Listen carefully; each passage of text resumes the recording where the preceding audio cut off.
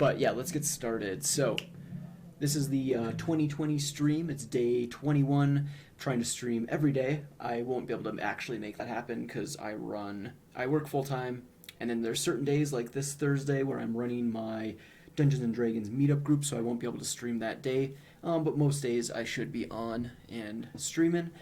Primary content on this channel is Dungeons and Dragons related stuff. So I'll be covering a whole mix of things for my meetup, research, all that sort of good stuff.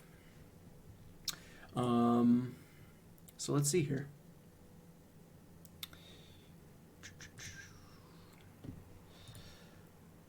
Let's start with a quick recap. Yesterday I kind of covered some of this stuff. Went to Hexacon this past weekend. It was great. Talked about it on stream yesterday. Some of the things that I learned, notes that I took. Overall, it was totally worth it. This was Hexacon 2020 in Aurora, Colorado, aka Denver. And had good turnout. Quite a few people stopped at the booth, said hi, took information, so that was great. Probably got some people to sign up on meetup.com, so that's cool. I'm drinking sour beer, Boulevard.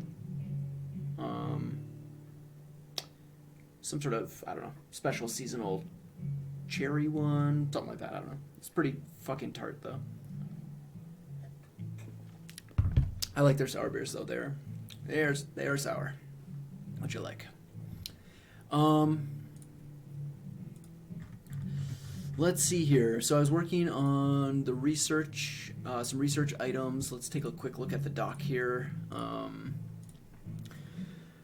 Okay, I think these ones all I covered last time. Can you move and take an action when using a ready action? No, you cannot. That was something that I wasn't sure about in one of the games. Can you ready another attack action as part of the ready action? Yes, for example, you can ready disengage as an action, but it would be a waste. And this guy mentions why. So he says, however, this would be a complete waste of reaction. Disengage doesn't allow you to use any of your movement. It only lasts until the end of your turn. End of the turn you use it, and you can't ready an action and move in response to the trigger. So you would be stuck in the same place, having burned your reaction, and the advantages of disengage would end as soon as the other creature's turn ends. So this was, yeah, again, can I ready an action to disengage? Which is good. There are weird questions like this that come up in the meetup all the time, where something I had never considered at all. So I think maybe the next phase of this is, can I ready an action to, and then fill in the blank on the other ones, kind of go through the book. I don't have the player's handbook here right now, but there's the other actions, the other attack actions you can take. Next ones I need to look up. In fact, I'm going to add that to here so I don't forget. So remember to look up the other attack actions to see if they're worth. I want to use the word chaining, kind of, because that's kind of what it makes me think of, but chaining using as an action inside of the ready action. Just an interesting concept. So yeah, I'll take a little closer look at that. I think a lot of this is stuff that I talked about last time.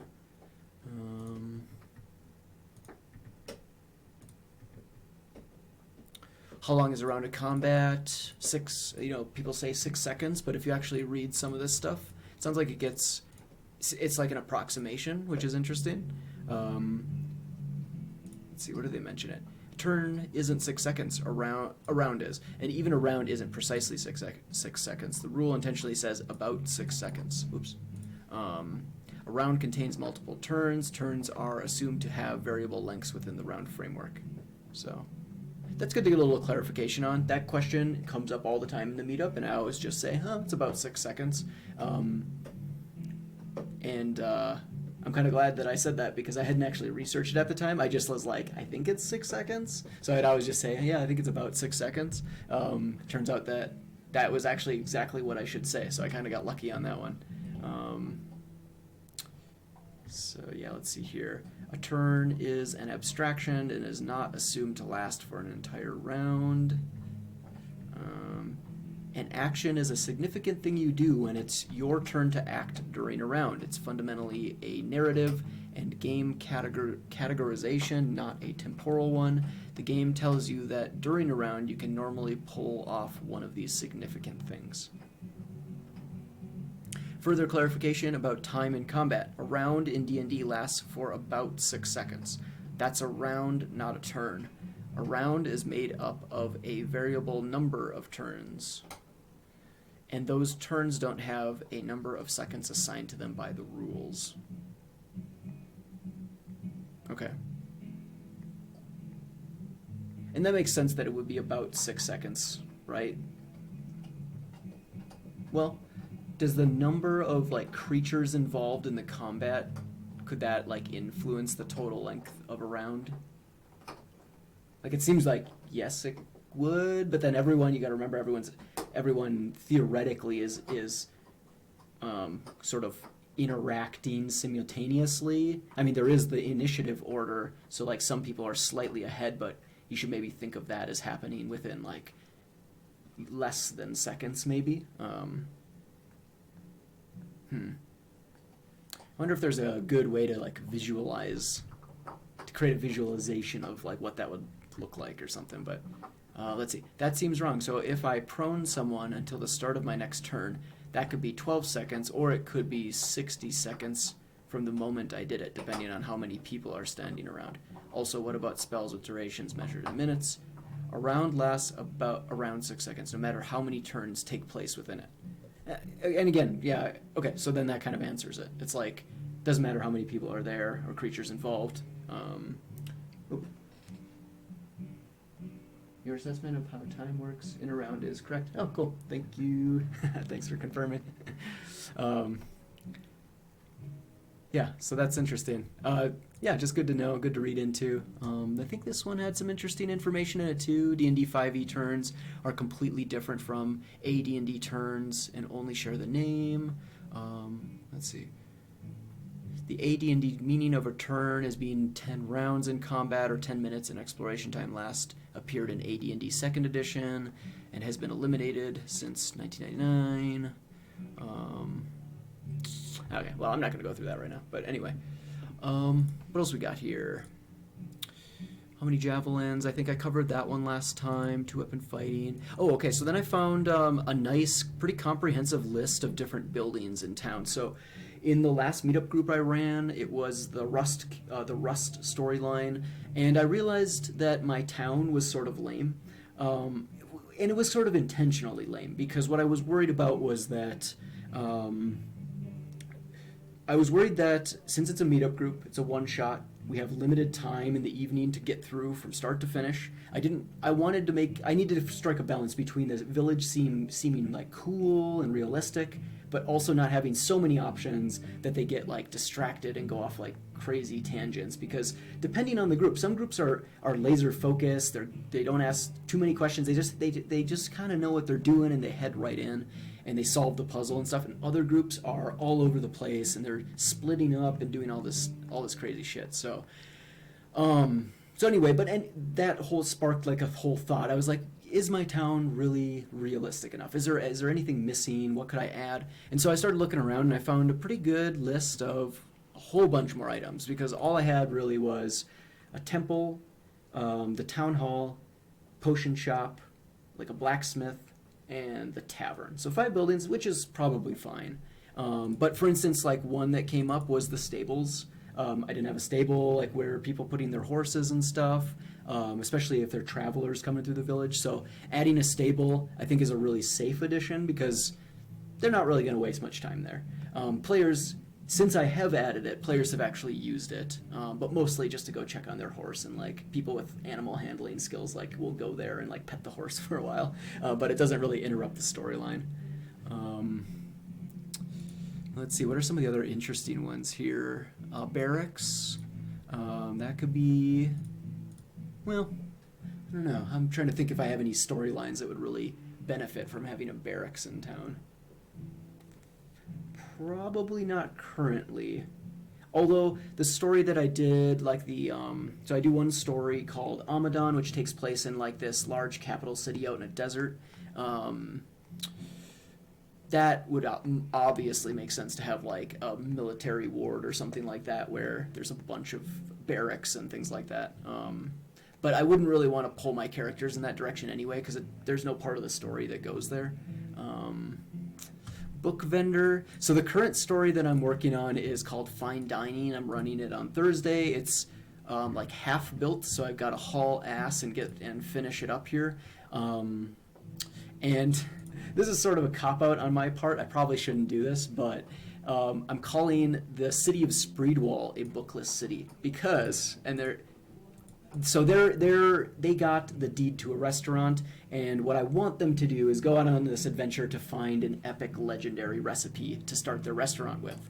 And I don't want them to waste time like digging around in the city looking for like cookbooks and shit. So I just came up with this like, and I don't know, maybe I'll throw this away, maybe this is just stupid, but here's what I got. So Spreedwell is what is known as a bookless city. The Duchess of Harlington demanded cities under her rule to turn in all books to her master library.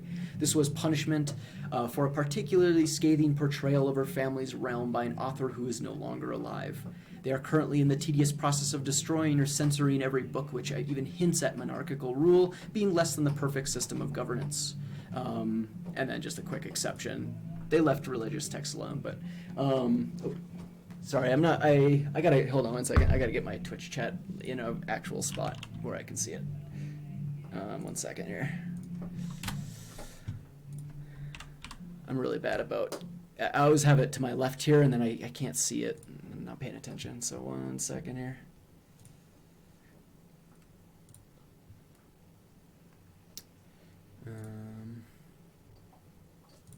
Okay, man, let's see here.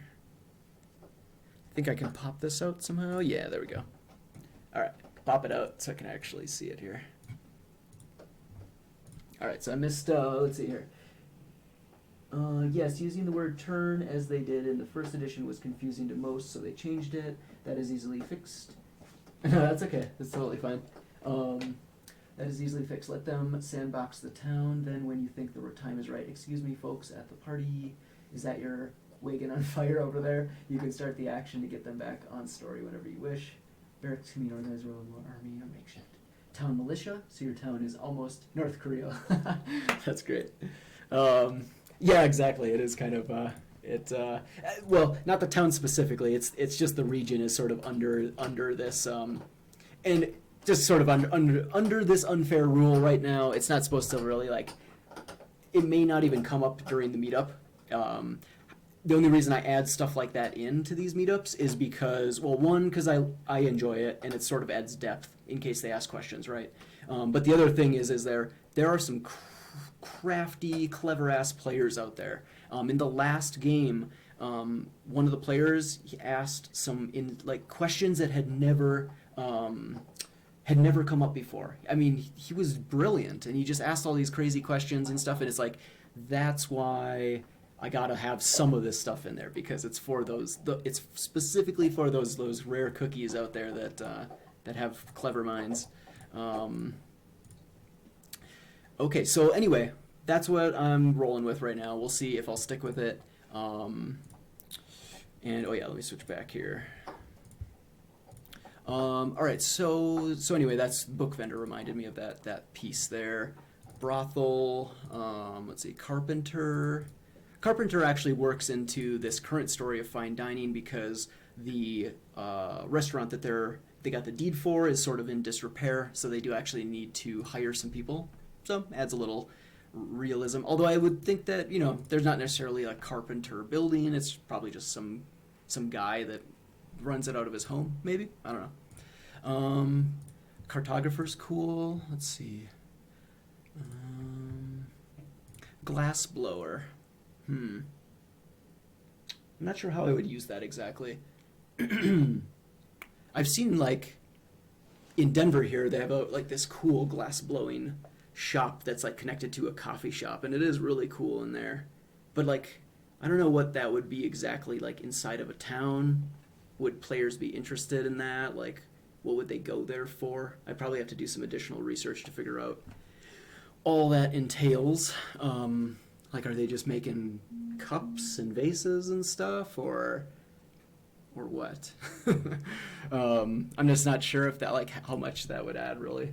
Perhaps they get the recipe early in the story, but its critical ingredient is something rare and perhaps perishable. This would mean mean it is not in the town, and they would need to secure an ongoing supply for their epic recipe. Okay, so that is kind of the direction that I'm heading in. So I'll skip over the beginning here for now. They are going out to meet a legendary chef. And this chef is going to basically ask them to... She'll exchange, like, the recipe they need for whatever type of restaurant they're going to run, in exchange for them getting something for her. And right now I'm leaning towards, like, why doesn't she go get it herself? Well, of course, it's because it's dangerous, it's hard to get. So they are going to... And I got to figure out even what kind of creatures they're going to kill. Right now I'm running with, like, some sort of poison gland that they need to. And I'm sort of thinking of, like, World of Warcraft, where, like, they need to grind it out a little bit, kill, 5, 10 of these creatures before they get, like, the right one. I don't know. We'll see. It'll probably depend a lot on time. If we're moving fast, I'll do it that way. If we're moving slow, then I'll just... It could be on the first drop.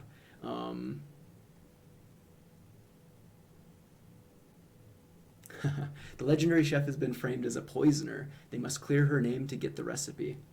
That's interesting. That is actually really interesting. I like that a lot. In fact, I'll put that down as an alternate quest here. So the first one, like I said, is them going to get this like mature poison gland or poison gland, whatever, and then they need to make the poison inert. They'll have a little, like, mini boss fight, bring that back to her. She'll give them the recipe and establish sort of a business relationship. The second idea was that they, she wants some sort of book of lost epic recipes that she can't get her hands on. It's in some sort of dangerous place, private collection in some castle. This is actually the castle from Hoard of the Dragon Queen, because originally I was writing this as for my other group that's running Hoard of the Dragon Queen. They are also starting a restaurant. That's where this one-shot is coming from. So I probably renamed the castle. But Quest 3, as an alternative, I really like that. Framed, so her name is Marma, at least right now. Marma is framed as a poisoner. And they must clear her name to get the recipe. And sorry if the typing is really loud. I have a mechanical keyboard and it's right next to my mic. All right. Okay, so I'll come back to that again. Let's see here what else we got. So glassblower, definitely need some research. Granary seems to be sort of like, warehouse. I'm not sure if you'd ever go there, but it maybe adds some realism. Have you been running and writing D&D adventures for long? Let's see. I started in 2016, so like three and a half years. But I started with stuff like the Mines of Phandelver, which we only did, like, the Mines of Phandelver for, like, I don't know, maybe like 5 or 6 sessions, and then my party went completely off the rails and it became sort of custom. And then from there, we started the Hoard of the Dragon Queen, but that splintered off and has this, like, side story. I started as a player for, like, 1 year, so I started playing in 2015, and then I was like, this is the coolest shit ever. So I bought everything and started DMing. So yeah, I've done... What's awesome about this meetup is writing one-shots is really fun, and it's a lot of, it's kind of a lot of work, but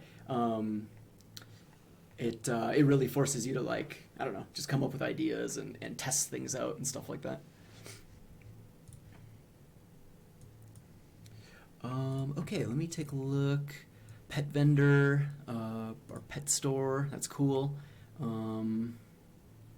Okay, well, you get the picture. There's a lot of stuff here, and the source is coming from this website, cartographersguild.com. Town buildings list is the title, and you can see there's just a bunch of stuff in here. And then this guy also shared a PDF, which is really badass.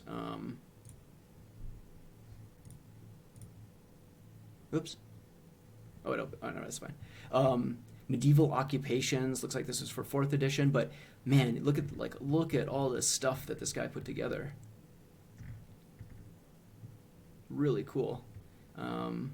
I think this is less about buildings though and more about professions, but even still, I mean, you can translate a lot of that into whatever, buildings or guilds or whatever you need. So very cool.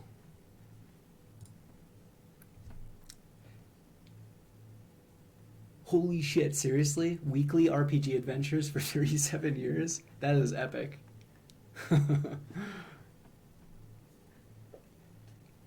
Do you share them anywhere, or do you put anything on, like, what is that one website? DM's Guild, or do you write anything of, like, no? Okay.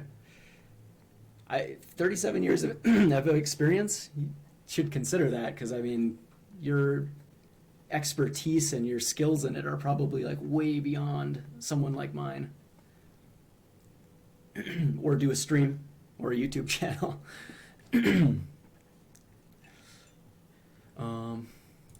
Alright, let me take a look here. Benefits of completing a long rest, think I covered. Oh, I was taking a look. So here's another thing that had come up. I was taking a look at governing bodies that control different realms in the world. Sorry, hold on a sec, I need to drink a beer. So what I was trying to figure out is, someone asked me in a recent game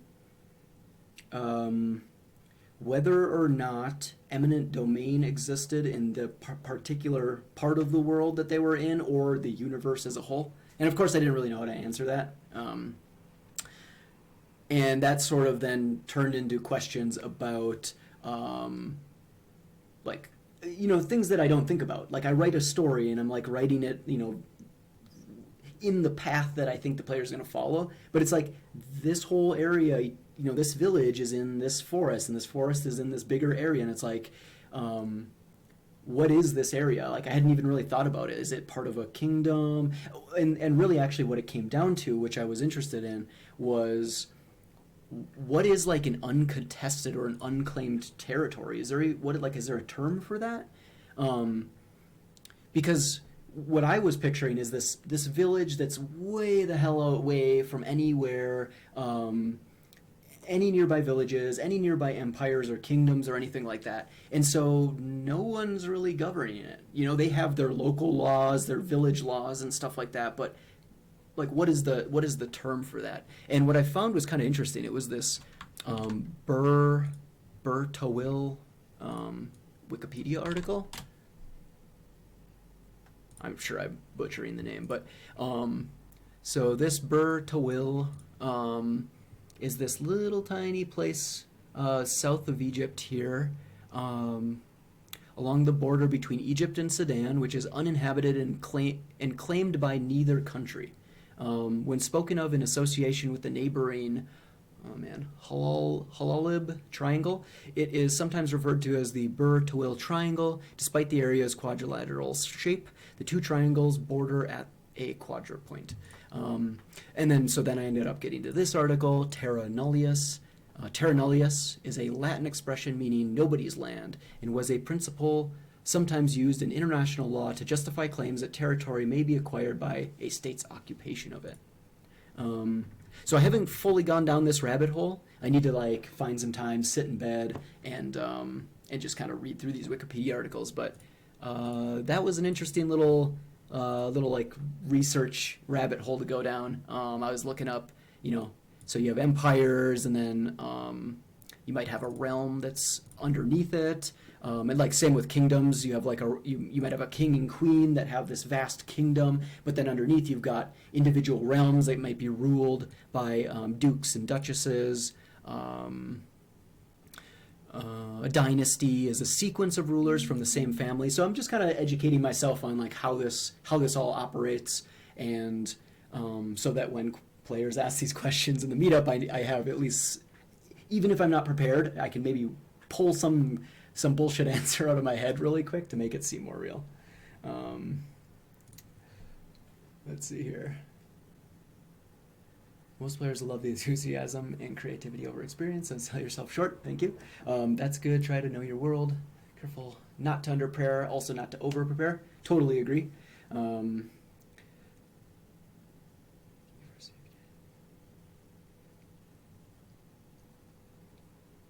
yeah, those are really good points. And it's kind of funny because I start the meetup with a little presentation. Because it's a newbie session, most of these players have either barely played or just played like a little bit. So I have this little Google Slides thing that I go through and talk about some of my background and some of the basics. And I actually do mention in here like railroad versus open world games. And the reason I mention that is because not because I'm trying to use railroad in more and like a not a bad term, but more like, hey guys, we're all here together. We gotta like play together and kind of progress the story. Otherwise, we're never going to finish anything. But it is good to point out that you could go to that other extreme where you really box people in and don't give them any actual choices and stuff like that. So, let me see what else we got here. I think that may have been it. Oh, this was a recent realization too. 5-foot radius. What does a 5-foot radius sphere actually look like?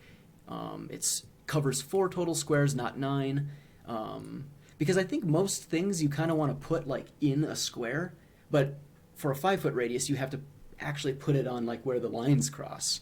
So you can see right here, Christopher Perkins confirms that the circle on the left is the 5-foot radius, circle on the right is not. So that was just a minor little thing where it came up in a couple games and was able to confirm it here, so that was good. All right, what happens if a player's question... Oh, okay, so this happened... Here's another good one. This was a learning experience for me, because this was... Actually, I'll bring up 2 things, and I'm going to make a note, because otherwise I'm going to totally forget. So, number 1, and I'm still kicking myself for this. The players came into the village, and part of the story was that and this is more kind of a jokey thing. It's not supposed to be like a very serious sort of ability check.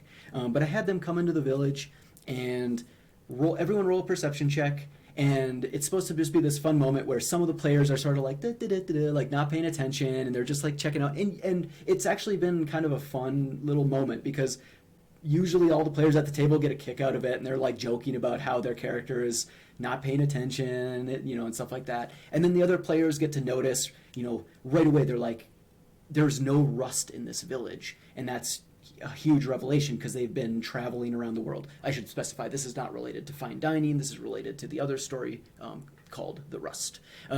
They enter this village, realize there's no rusted metal here, and they're like mind blown, right? Well, in this one game, the player asked me before I asked for the roll, hey, do I notice anything interesting in this town?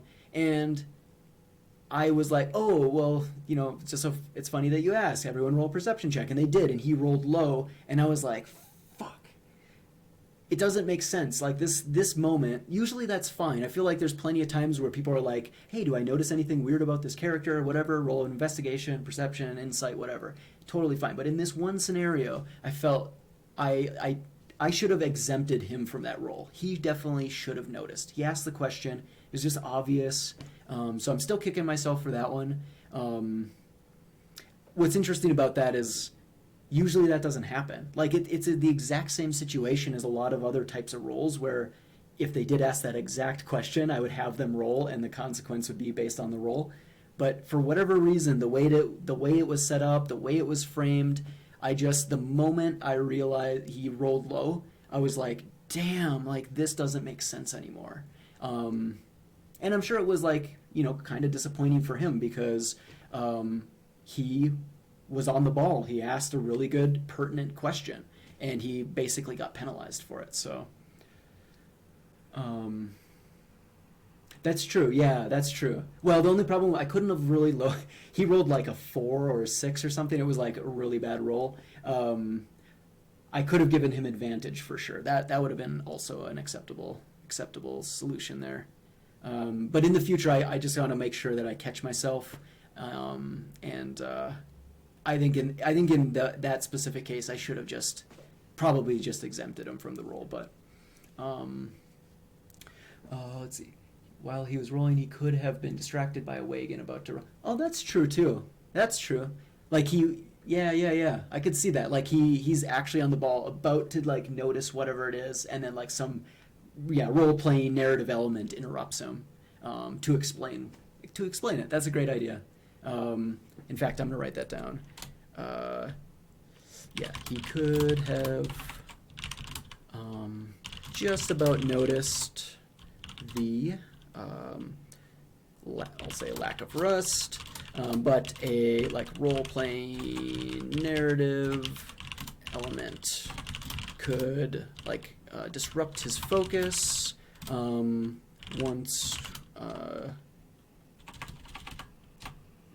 since he rolled low, something like that. I'll come back and yeah, exactly. Here, I'll put some examples. So, run over by a cart. Saw a pretty girl, very good. I like that one. Saw a pretty girl. Stepped in horse dung, also a good one. Etc. Okay, so yeah, I'll come back. In fact, I'll put this in red, then I'll come back and kind of retouch that up. But that is good. And then the other thing I'm kicking myself for recently is inspiration. I am terrible about giving inspiration. I always have these moments where I'm like, oh, I should totally give him inspiration. But we're in the middle of some dialogue. We're in the middle of some whatever is going on. And then like a couple minutes pass and we're just like in the moment and we move right on. And then like an hour later in the game, I'm like, damn it. Like I forgot to give him inspiration again. So that happened recently again. We had this, I don't know what happened here, but like the dialogue between myself playing the character and the player sitting at the table playing his character, it was intense. Like, I don't know. I don't even know. I can't even explain it. But like we had this moment and it was this intense dialogue where he was learning something really like secret, arcane knowledge type of stuff. And he put himself in harm's way and he bravely did it, and he even but he also gave a quiet signal to his friends that something was about to go down. It was perfect. And in that moment I was thinking, wow, he really deserves inspiration. And I fucking forgot it until like an hour or two later. So yes, I 100% I need to either put a note in the document as it's happening, or I think even better is like a post-it note or a coin or some sort of prop that's on the table that when this moment happens, I don't have to use any brain power. All I have to do is like touch it or grab it and then hold on to it so I do not forget. That is what I need to do. Alternatively, someone mentioned at Hexacon, which I went to this weekend, let me pull up the doc. They mentioned something called an inspiration pool or bowl, and this is different. I'm sure this is probably not even like D&D 5e mechanics or anything, but they said that what they used to do, and these were like some decades of experience DMs. I don't know if they just made this up or if this is a thing, but they said that they used to put out like a bowl, and inspiration would like go in the bowl, and then like anyone at the table could pull from it. It was kind of an interesting idea, but I think what I kind of liked about it was that it reminds everyone. It reminds myself and everyone at the table that inspiration's a thing, and that the players are free to remind me. You know, they can say like, "Whoa, that was crazy," or "Holy cow, that player did such an awesome thing. They deserve inspiration. Like throw something in the bowl." Not 100% sure if I'll use that. I might want to test it out in like my private games first, where I can experiment more freely. I don't really want to introduce it into the actual meetup because I'm trying to keep things really consistent and generally really pure to 5e. But yeah, let's see. I keep a glass bead for each player. Then I take out a bead when I decide to award it, and then hand it to the player. They must give it back when they use it. Huh? That's interesting. Where do you get glass beads from? I guess there are bead stores, right? And Amazon, of course. They've got everything. Oh, dollar store. Okay. Well, that's good to know. Nice and cheap, too. Oh, damn, that's a good idea. Dude, you are full of, like, really good ideas. I didn't even think about going to a dollar store to get, like, just cheap props and things I could use. Check out a dollar store for props. Example, beads for inspiration. Okay. So anyway, that was the other thing that I'm kicking myself for that I desperately need to resolve, and I think I'm close to doing that. Let's see here. I think the rest of this is all... this is kind of related to the one from above. Yeah, I think this is all good for in terms of gameplay-ish type research.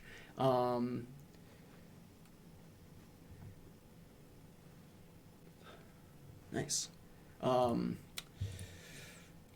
Okay, one of the other things that I want to do to better myself as a DM is to do some research, some vocabulary research. So here's what I got so far. I've got aplomb. I don't even know how to say that word. I should look it up. Aplomb. So self-confidence or assurance, especially when in a demanding situation. I don't know if this is going to be really loud, so I apologize. Oh, wait, I have my speakers off. Okay. Apologize if this is really loud. Aplomb. Aplomb. Okay. So anyway, my goal here is to identify cool sounding words that I could improve my DM game with, and then maybe like choose one word a week. Since I'm running meetup games every single week, I can choose a word a week and then try to work it into one of my games. So that's kind of the goal.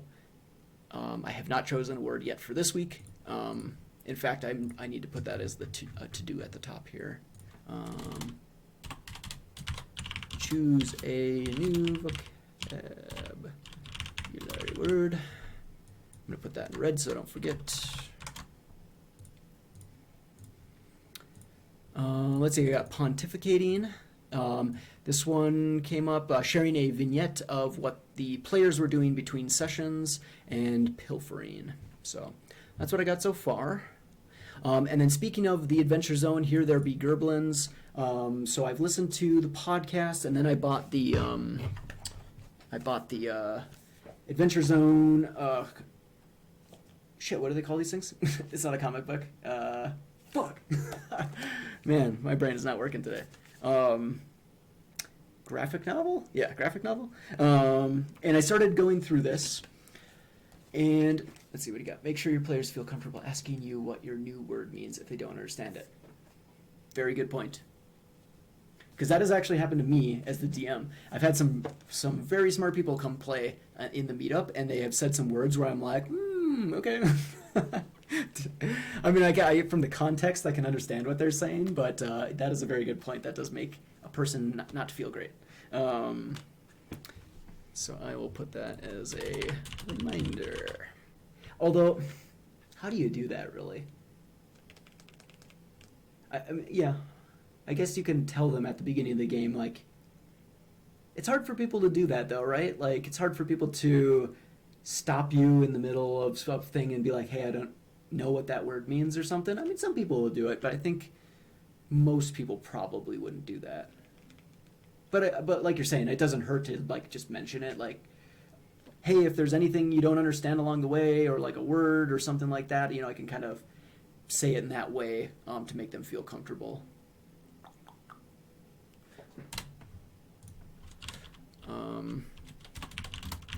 So maybe, let players know it's okay to ask questions about like terms, words, etc. Yeah, cool. All right, so then that brings me to the next document, which is researching comedy. Oh, here we go. For example, if you keep saying that the wizard is on a dais, is that how you pronounce it? Dais? And they don't know that it's a raised platform, they will stop listening to you while they try to work out what a dais is. Yeah, that's a really good point. They'll not pay attention to the story because they'll be like, trying to figure out what it is, or maybe a lot of them have their phones out, so they might try to like look it up really quick.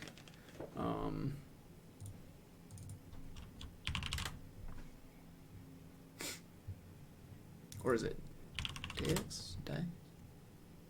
A low platform for a lectern, seats of honor, or throne. Let's see. Ready?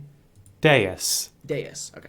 I think I might also put that in there because that actually works into that actually works into the Rust storyline because they go into a temple and there is a low platform at the front of the temple, so I can actually use that word literally in that game. So thanks for that.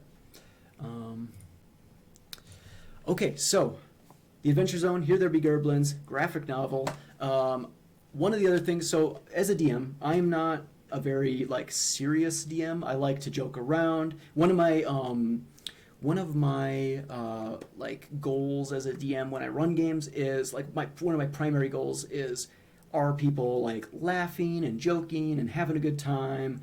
That's sort of like my MO.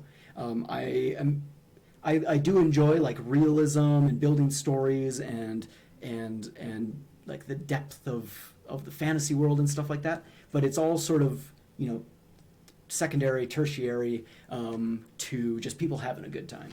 So one of the things I wanted to do, and I don't know how well this will work out, this may be a waste of time, but I wanted to sort of just like do some comedy research. Like how can I make my games, you know, more fun, funnier?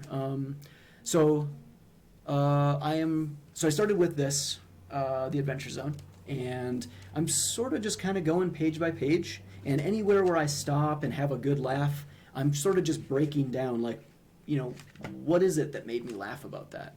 And this is also just kind of fascinating to me. Even if it's not ultimately useful, it's just sort of like interesting to explore. So for instance, let's take a look at a few of these. So on page 65, and now that I think about this, reading this out loud, like this might be like not funny at all because I'm just like reading comedy out, you know? Like you kind of need to be in the moment and stuff, but fuck it, whatever.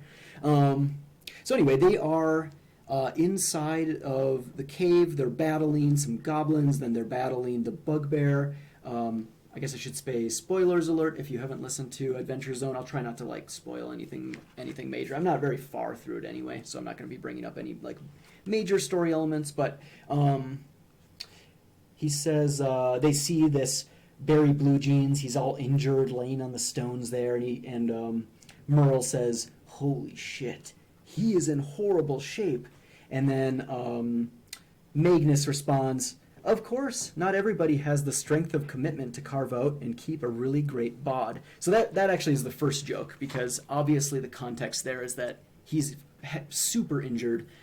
He's referring to the state of his body, but Magnus jumps in and says, he changes the context unexpectedly and makes it about working out and being strong and stuff like that. So that's the first joke there. The second joke is that Barry Blue Jeans is like leaned up against a rock and groans out like, "Heal me." And then Magnus, for like no reason at all, says, I think he said oil can. And I thought that was funny just because like I could see someone throwing that into a game. You obviously heard him say "heal me," but then like saying that you thought you heard oil can or something. So there's something about that. I think if in the right moment with the right timing, something like that could be really hilarious. Let's see here. We think of goblins and orcs as savage barbarians who tear off the arms of their enemies and gut them alive. But as a DM, you can break these assumptions. So let's see, page 26. And hold on one second. My phone is like going crazy right now. Okay, never mind. It's nothing. Page 26. Okay, so I really enjoyed this one too. So Taco is on a bridge. There are some goblins nearby. He just like murdered their friend, but they didn't come out to see like what actually happened. And so he sort of mimics them and says, "Everything's good. You guys go ahead. Jeff is good out here." And he says, one of the goblins says, "Be sure to grab something to show Ganesh." And then the other goblin says, "Management is really putting the heat on us to bring in more battle trophies." And he says, Sure, I'll chop off their feet and bring them." And he says, "Damn, Jeff, I just meant something like a watch." You've gotten so dark since you broke up with Marlene. You really need to talk to somebody. Again, when I read this out loud, I realize that's probably like doesn't sound funny. But when you're in the moment reading this, you remember it from the podcast. It was hilarious. So that was a great sort of like, again, kind of breaking expectations where as a DM you could kind of almost troll your players a little bit, where they're like, whoa, these goblins are clearly like evil savage monsters, but then when they propose something like, oh yeah, I'll just like chop off something and bring it to you, you're like, dude, that's like, way too far. That is not we just wanted like a watch or his sword or something like that. Yeah, so anyway, things that I'm learning here are recognizing kind of what people's expectations are, and then finding a clever way to sort of break out of that and go move in a different direction. Let's see. If we go back to the other one. So I think that really applies to kind of all three of those. Kind of intentionally like mishearing something that someone said and turning it in a direction that is obviously incorrect. Could be funny. Let's see, catchphrases. That's a little looser, like not quite as directly connected. Pretending you don't know the NPC's name. They had a few good moments in here where, like, they obviously knew the guy's name was Yavi, but they called him like Yakov and then Yanni, Wee Man, Mima, before they were ultimately corrected by the DM, who's like, oh, you guys. So that was a fun little moment. Again, you can do these things intentionally if you think that it's the right moment, and it could be funny, especially I think during the dialogue, right? Your character's talking to an NPC or something. You could really utilize that one, I think. Let me see here. I like humor in my game, but I don't let it dominate the game unless I'm running tune. Totally true. Yeah. I wouldn't want humor to dominate my game either. I think it's finding a balance. I think it's just like humor for me is a slightly bigger piece of the pie, and then there's all these other big pieces of the pie that are important. One of the ways that I generate humor in a game is to have the villains be quite vocal with each other and make it clear that they hate each other.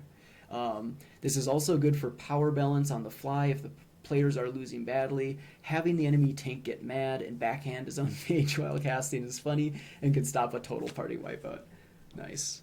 Humor doesn't always have to be dialogue either. In one of my Marvel games, Nightcrawler teleported a bad guy. He had never been teleported before. The sulfur and disorientation made him immediately vomit while wearing a full face sealed helmet.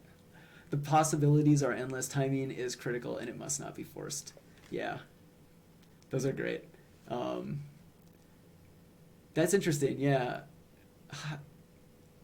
This is also good for power balance. I'm gonna have to think about that. I'll have to think about some of the characters that I have developed so far and some of the villains and stuff, and see, like, because in the Rust storyline, for instance, I've got what we call like Harry and the boys, and Harry and his goons essentially they sort of kind of trick the party into going to this area, then they turn on him and try to kill him.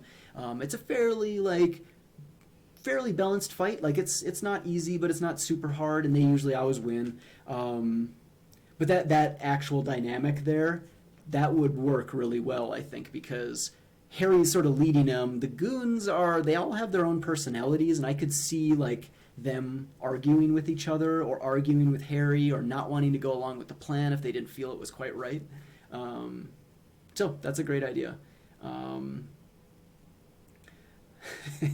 like the full face sealed helmet vomit. That's funny.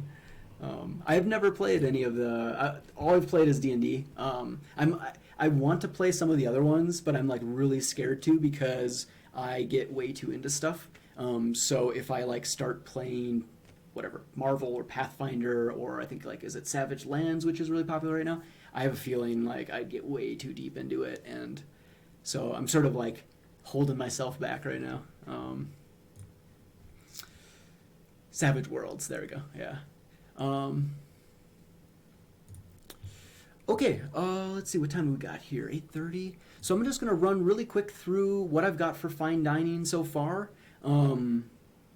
if you have any suggestions, let me know. And then I'm probably going to stop the stream for tonight and actually just sit down and focus on this for a little bit, because it's hard for me to actually like write this while I'm streaming. It's just distracting.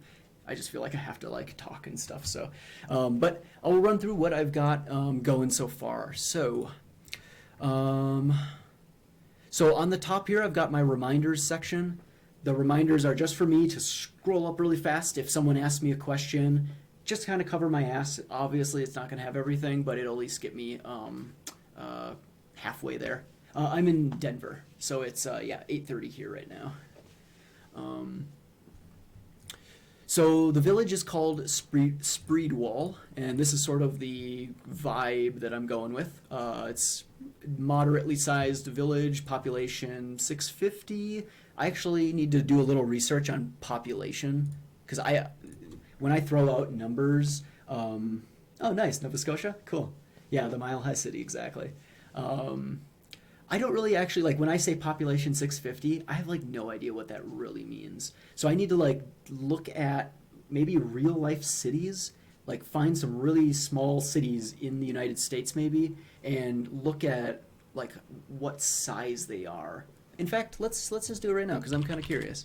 So I can think of, so I have some extended family that lives in a very small city in northern Minnesota called Tower, which is right here. And Tower, I believe, only has like a few hundred residents. Maybe? Let's see here. 650 is the population of a mid-sized high school. I don't know if that still helps me though, because when you're in a high school, you're all like condensed in one building. I need to know like what is 650 people spreading out and going to different homes and having different size families and stuff. That's kind of what I'm trying to figure out. So like population, here we go. Population of Tower estimated at 500. Okay. And I actually think that Tower, Minnesota is about the size of a city that I'm thinking of. So you can kind of see here, if I pull up, let's put up the satellite. So you can see it's a tiny little city.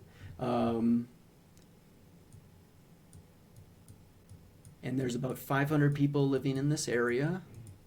And I think this is probably about the max of what I was imagining. So I think I actually want to reduce this population to let's just put it at 450 for now. That was easy. That was actually really easy. I should have just done that before.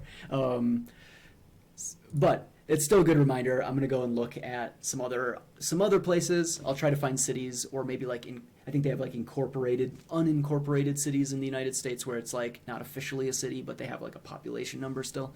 I'll see if I can find some of those. But anyway, Village of Spreedwall. The restaurant used to be called Greenlands after the Greenlands family. So if they ask about the history, I got to come up with at least a little bit of something.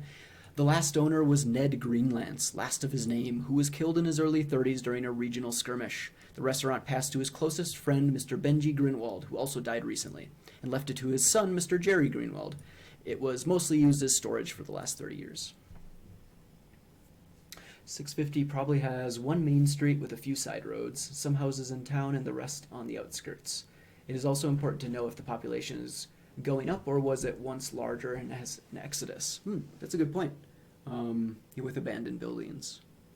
So I was imagining Spreedwall is probably like growing, but slowly. I don't think it's stagnant or anything. I think it's probably like a kind of a nice, safe little village. And probably, usually when I think of like small fantasy villages, I'm guessing they wouldn't be growing very quickly, but that's true. There should be a reason that explains it.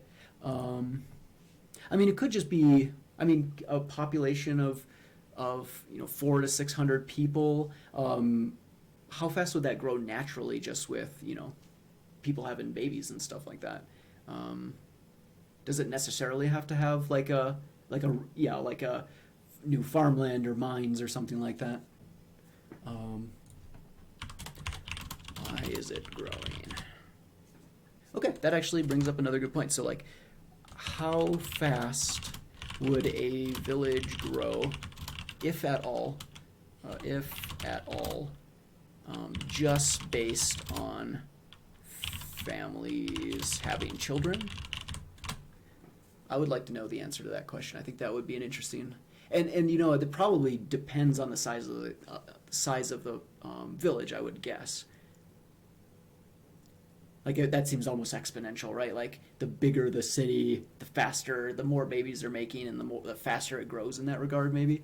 Because like only some percentage of the population, some probably small percentage, is like fertile and actively having children.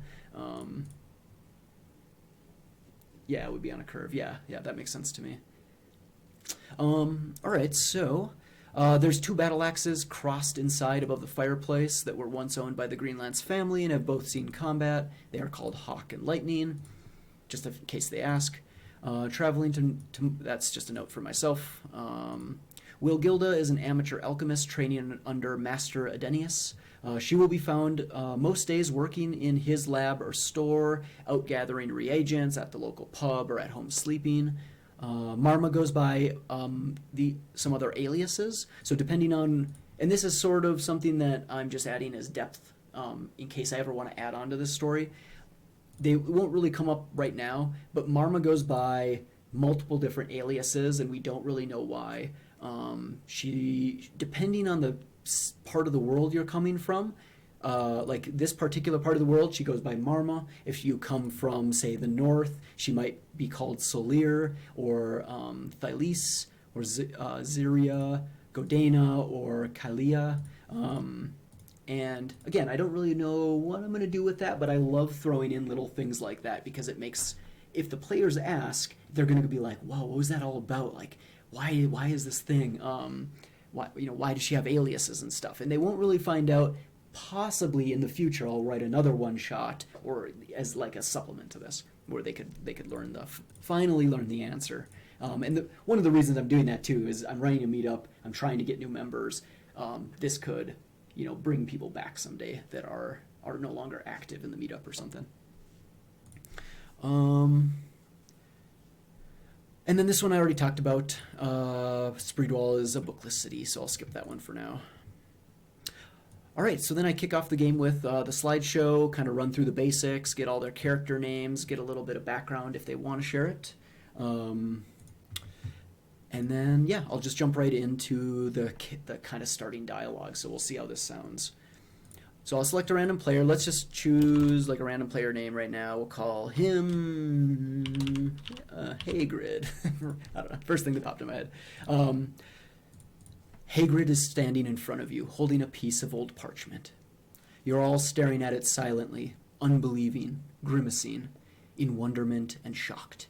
3 days ago you left on an adventure, almost got yourselves killed, returned with the kidnapped child, and Hagrid was supposed to return with your reward, 500 gold pieces. But instead, he's holding the deed to some ramshackle building in town. No pouch of gold, not even a shiny silver for your trouble. Well, that's not entirely true. He's holding a shiny silver key, but you know what I mean. Mr. Grinwald apparently never had the money. All he had was this deed and offered it forward as the only source of repayment. So you begrudgingly went and checked it out. It's rundown, a little ugly from the outside, and the location's not great, but it has potential. It's spacious, made of old dark hardwood, strong counters, shiny chandeliers, a large fireplace with a massive bear rug sprawled out before it, 2 ancient axes crossed above the mantel. It definitely has potential, and while it may not be your specialty, you determine after a few days of financial wizardry that with minimal investment, it could turn a decent profit in just a few months' time. That, of course, was after realizing that no one else in town wants to buy it from you, and you'll still be expected to pay taxes on it in the coming season, so turning a profit is kind of a necessity. So you hire some help, and Mr. Grinwald even throws in an hour or 2 here and there. He seems much happier now, probably because his daughter is back, but he did seem awfully happy to get rid of his restaurant. Anyway, you have people working on the leaky roof, the creaky doors, the groaning floorboards, cleaning the counters, shining the silver, washing the dishes. Opening night is only a couple weeks away, but you're still lacking one critical thing. But before we get to that, let's take care of business. Before you can run a restaurant, there are some decisions that must be made. And then in this section, we jump into just kind of fun, creative. I have never started a game like this, so it's sort of an experiment to see whether or not people will like this. It's sort of like, and it's a little bit of a risk because these are new players. They're not used to really role-playing necessarily and coming up with creative things on the spot. But we'll see how it goes. They get to make some decisions about their restaurant. So what is the name? Does it have a logo, motto, or slogan? I'm going to mention for this one that maybe they just don't know right now, but at the end of the adventure, I'll bring it up again. In fact, I got to copy that down to the bottom to see if at the end of the adventure, maybe they come up with some really cool slogan based on what actually transpired. Are you going to be above board or partaking in any shady business practices? And then maybe what sort of food are you going to cook? That will that one question will sort of like change some elements in the story potentially. And then ultimately, what positions do each of you have in the restaurant? Someone needs to be like the owner, the CEO, the president, probably, maybe not, I don't know. Accountant, bookkeeper, like a general kitchen manager, who's going to be the chef, who's going to be the cook, who's going to be like maybe a bartender or a server, and then whatever else they want to throw out. And maybe they'll do some sort of, like, I don't know, like maybe they'll do some sort of like, I want to say communist? No, I don't know if that's the right word. Where they don't really have like set positions. They all just chip in and do it together or whatever. But so these questions will just be kind of like, hey, get creative, see how it goes. Maybe it's a terrible idea, but we'll see what happens. Let's see. The hawk and lightning thing is cool. They will not ask about that. They will not. Probably, yeah, you're right. Have an NPC raise a glass to good old hawk and lightning so a PC can ask what he means. Oh, that's cool. I actually don't do that a lot. I'm gonna write that down. That is a good like learning. That is a good like lesson for me. Let me put that in the research document because I feel like that is actually something that would add a lot of realism that I do not do, which is develop like elements within the environment or part of the story, but then have NPCs comment on them. That's gonna take some work, I think. I'm gonna have to like figure that out. I'm not designed for that right now, so it's gonna be hard for me to work that in, but I'll figure out a way. Throw them a curve. The fireplace is haunted by a benign ghost. If they befriend the ghost, she becomes the inn's protector.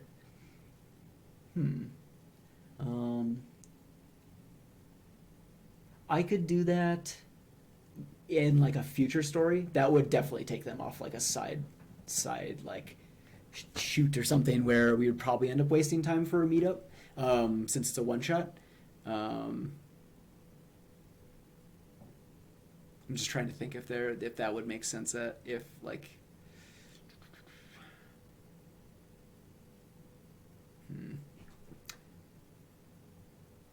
Drop some C's, move around their stuff. That's actually I'm gonna put that down as let's see here. Let me copy that one in. I don't think that will work for this story, but I do like the idea of seeing if a clever player would notice something like that. Like just kind of subtly describe it. You wake up in the morning and some of your stuff's in a different spot, and most of the players would probably think it was like an NPC that came and messed with them or something, but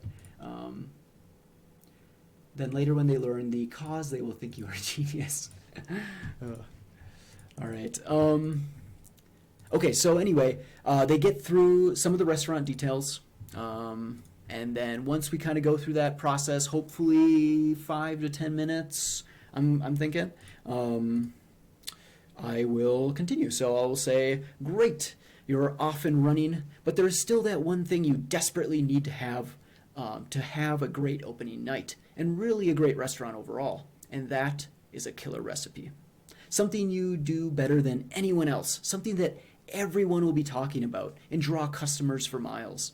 Unfortunately, that's not something you have on hand or any previous knowledge of, really, but there is someone in town who may be able to help. It's your old friend Will Gilda, amateur alchemist extraordinaire who, rumor has it, knows of a legendary chef who may be exactly the person you're looking for. So in a normal game, I would not add that much detail. I would let the players like explore the town and kind of figure things out, talk to some different NPCs. But again, running a meetup, this is a one-shot. It's got to be done in like 3 or 4 hours. I'm kind of forced to like really push them in a certain direction just so we can get the story rolling. And then the last little bit here is you're currently in the restaurant in the town of Spreedwall. It's raining outside with the occasional rumble of thunder. The roof is still leaking, but the fire is roaring, casting the dead bear's head in shadows on the wall. What do you do next? And that'll be really the start of players taking actions. From there, I don't have much built, so I'll just kind of quickly go over it. Will Gilda is going to be kind of a kooky amateur alchemist. She drank a weird potion earlier in the day, and she's seen purple just out of her left eye. She's going to be sort of like weird, and like how her brain just works kind of oddly, probably from drinking her potions that she was making when she was like a novice. So I've got some sample dialogue that I'm kind of playing with. I'm not going to do it right now because I'm too shy. But yeah, let's see here. So she's going to give them some weird directions, for instance, like follow the road east out of town towards Mireth, but head north at the fork until you're hungry, then turn east and walk 300 paces backwards. That's important because if you're facing forwards, you'll walk too far, and I haven't done the math to convert the figures yet. There should be a cliff. He's really mean, but just ignore him and skirt along the edge. From there, it's just a couple of rivers to jump over and a few trees to climb, and then you'll be pretty much at her front door. So she's going to be like, I don't know, just an idea, kind of going funny with the character. And so that will sort of they'll have one last chance to sort of explore the town, get any supplies they might want, and then they will be kind of ushered out of town, follow Will Gilda's scribbled and splotchy map. They will, right now I'm leaning towards not having a random encounter on the way there, just because of time, the time crunch for a one-shot. It's possible I may add a random encounter the following week, because I will have a better idea of how it's kind of playing out. But otherwise, I'm just going to kind of describe them traveling for a little while, and it'll probably be, I'm going to have like Will Gilda's weird description and then the real description so they can have kind of an interesting contrast. Like maybe there's like in Will Gilda's mind, she saw this evil cliff that made fun of her, but really it's just a cliff. And there's like a crack in it that looks like a smiley face or something like that, and I want to do something kind of I don't know, something like that. I don't know. We'll see. Anyway, they'll make it to Marma. Marma is focused. She says what's on her mind. She's highly observant. Even when you don't think she's really paying attention, she's like one of those people that's doing a million things but notices everything about you. She's short, a little plump, thick glasses, curly hair, kind of got like the look of maybe a 50-year-old woman in human years, half human, half something maybe. Very sharp, business-oriented, and also just friendly. She's kind, friendly.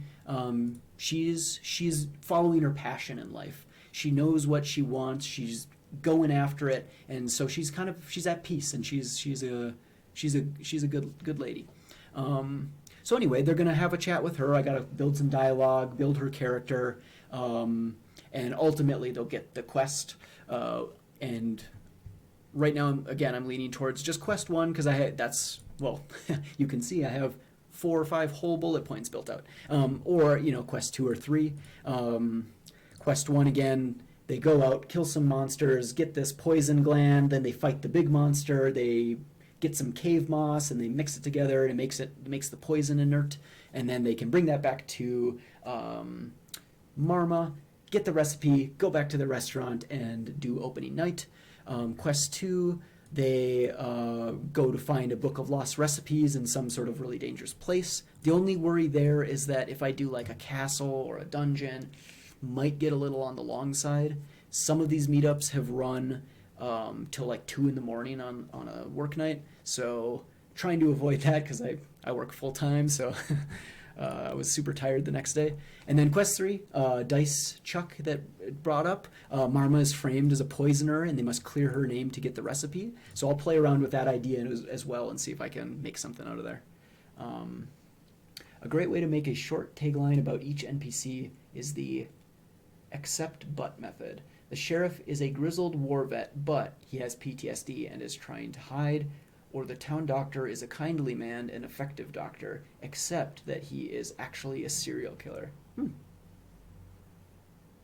Okay, interesting. So I could say something like Marma is a legendary chef, but, and then like maybe she has some sort of dark past, or like some sort of, yeah, like what is her kind of story arc or something, right? To make her character deep and interesting, she shouldn't be perfect. She's still got her demons. She's still got something going on that's interesting in her life, which I think is at least what I was originally leaning towards, which was that Marma is going by these aliases and no one's quite sure why. Maybe she's being, maybe someone's looking for her, or maybe she wronged like a king or something like that, and they're trying to find her. Yeah, let's see. It helps you to keep from falling into the trap of making stereotypical characters. Yeah, I could see that for sure. Especially because what's nice about that method is that you could write a bunch of those for the same character. You know, try to really push yourself to come up with lots and lots of them, and then maybe filter until you get one really good one. Cool. I'm going to copy that one down. Thank you very much. Let's see. I'm going to put that. I'll put that as one of these bullet points, and then I'll come back and sort this out later. Cool. And then to wrap everything up, there will be a grand opening at the end. I will ask the players what tasks and activities they're each going to do on opening night. And then they will do some ability checks, and that will sort of determine how the night goes. So for instance, the owner, the bartender is probably doing charisma checks, seeing how that they're, are they welcoming the guests to the restaurant? Are they keeping up good banter, witty banter? Are the chefs and cooks? So I did a little research, like an int roll, recall lore about a craft or trade, and wisdom, get a gut feeling about what course of action to follow. So just for fun, and we'll see how this goes, I want the chefs and cooks to, in detail, describe to me what it is they're doing in the kitchen. And if they're saying, well, I'm trying to cook the main thing, or no, I'm sorry. If one of them says like, hey, I'm trying to cook like the one of the sides, say, and they're trying to do it based on memory because there's no written recipes, say, I will have them roll an intelligence check because that's recalling lore about a craft or trade, versus a wisdom check, which would be a get a gut feeling about what course. So if they describe it as like, oh, I'm in the midst of cooking and I'm trying to like manage multiple pots and pans and stuff, that's maybe more of a wisdom check because they've gone, I think a big part of cooking is like, yeah, intelligence is like reading the recipe. Wisdom is like, experience cooking. It's knowing things are kind of off the rails and you're like, you just based on the smell, based on how it looks, based on the sizzle, that that's cooked long enough or that hasn't, or, oh man, I need to add this at this moment. So just a little fun, tiny little thing. Doesn't matter at all, but I think it's just kind of fun for myself. So that's what I got. And then you can see here I've got some future ideas for if down the road, and then some other stuff that didn't make it past the initial stages of ideas. Cool. All right, well, that's what I got.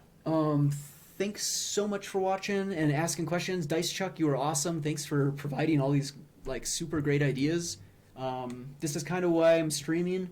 Well, I'm streaming for two reasons. One, because this is motivating me and it's keeping me honest and keeping me working on stuff. But two, it's super cool that you hop in here and you've got, I think you said 37 years of experience and giving me all this great knowledge and stuff. This is super helpful. I've only been doing this for 3 years, so I'm pretty newbie myself yet. So I really appreciate it. Okay, well, that's it. I will be streaming, let's see here, possibly tomorrow. I have to call my sister and chat with her. Thursday I'm running the meetup. Friday I'll probably stream for at least a little bit. And then I'll try to stream Saturday, and then Sunday I'm thinking about putting together sort of as part of my newbie session group, meetup group, another stream that's under its own place. It'll be D&D Newbies, doing kind of kicking off like a weekly stream for that. But we'll see. It's sort of something I'm playing around with. But anyway, every time I do this, it's long goodbyes. So thanks for watching, and hope to see you guys next time. See ya.